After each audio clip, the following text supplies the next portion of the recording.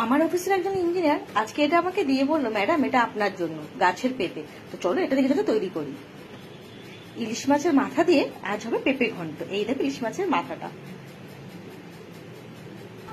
পেঁপেটা এত সুন্দর, দেখো পেঁপেটার মধ্যে একটা দানা নেই। ঘষুনি দিয়ে পেঁপেটাকে খুব সুন্দরভাবে ঘষে নিয়েছি। এই দেখো,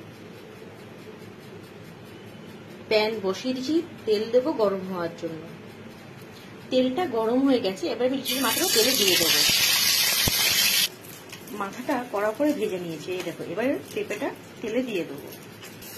দেখো তেলে পেঁপেটা দিয়ে দিয়েছি। পেঁপেটা একটু নরম হলেই তারপরে আমি ইলিশ মাছের মাথাটা দেব। আমি কিন্তু এখানে লাল লঙ্কা দিয়েছি। পেঁপেটা মোটামুটি সেদ্ধ হয়ে গেছে। এবার আমি এর মধ্যে দিয়ে দেবো ইলিশ মাছ মাথাটা যেটা ভেজে রেখেছি। ব্যাস, এবার এটাকে দিয়ে একটু চুরমুর করে দেবো, হয়ে যাবে মাথা দিয়ে পেঁপে ঘন্ট। এবার তোমার দেখাচ্ছি, দাঁড়াও। দিয়ে দিয়েছি, এবার দেবো অল্প হলুদ। হলুদটা লাস্টের দিকেই দেবে। জাস্ট হলুদটা দিয়ে এদিক ওদিক নেড়ে কিছুক্ষণ রেখে নামিয়ে নেবো। তৈরি ইলিশ মাছের মাথা দিয়ে পেঁপে ঘন্ট। একবার ট্রাই করে খেতে পারো, খুব ভালো লাগে এটা খেতে। আগে তো আমরা পেঁপে খেতামই না, মা এইভাবে খাওয়া শিখিয়েছিল।